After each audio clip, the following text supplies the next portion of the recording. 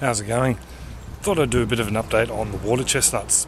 Well, no real easy way to break this. They're not. This method did not work at all. So what I'm going to do is start again. They pretty much will have rotted within the buckets here. I kept the water up to them for ages. There's that one there. And this one here, and they pretty much will all died off. Here we go, we have some little shoots trying to make it over there. So what I'm going to do is, I'm going to reclaim the soil from these guys, mix it with some other bits and pieces, and try them in the styrofoam broccoli box. So this is just one of those broccoli boxes that you get your fruit and veg in. They sell them at the fruit and veg shops. Sometimes they just give them away. So I'm going to fill this with some soil. It's watertight. I'm going to fill this with some soil, and I have got some choice corms that we have been saving in the fridge that are just starting to shoot, so we'll plant them in there, as well as any rescued corms I can find from those buckets that look like they're doing the right thing.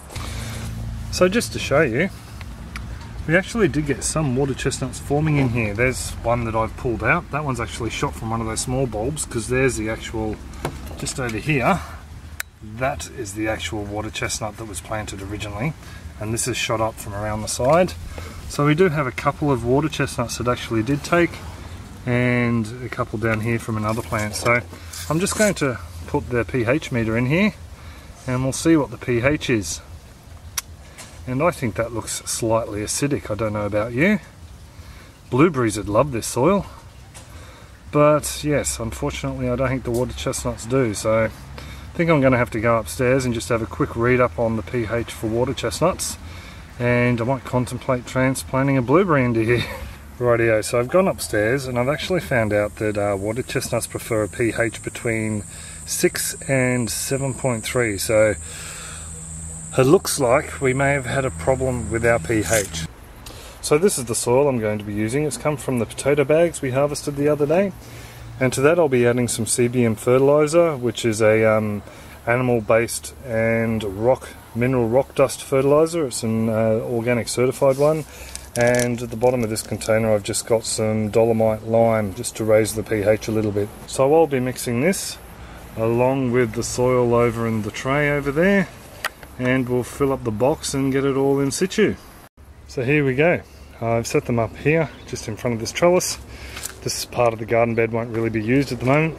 Behind it we just have a sweet basil and a self-sown black-seeded snake bean from last year, so I'm just going to let that guy climb up the trellis. These guys here, they should be fine here. They're going to get a lot of sun, and as you can see I've actually overplanted the box a fair bit. Probably only 3 should have got in here, but as these corms have been in the fridge for a while, I'm not too sure what the germination or the sprouting rate will be. So I've got 2, 4, 6, 7 from the fridge, and there's a little green shoot that was left in the tub from over there, so I've planted him out hoping he'll come on good and strong. I'm not going to flood the box now. I'm going to let the shoots get about 4 inches or 100 millimeters high, and then I'll flood the box. So I'm just going to cover it up with some soil now and give it a good water, and that's pretty much all it until we see some greenage, I suppose.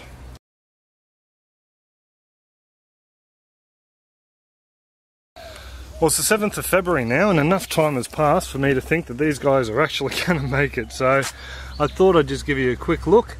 There's a little grasshopper in there. We'll feed him to the fish in a minute.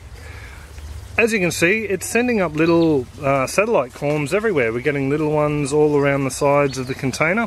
So how I've been looking after these is pretty much just filling it up to the top so it overflows, and then leaving it for a day or two for it to then settle back down.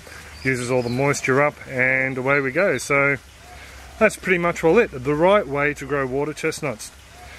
My theory of what was going wrong before was when I was growing them in these little terracotta planters in the 20-litre drums with a bucket inside it, was the water was going a little bit off, a little bit rancid around the outside, and affecting the pH of the water. A little bit of anaerobic activity happening there, and it just wasn't conducive to good water chestnut growth. So I think pretty much a small container is the way to go.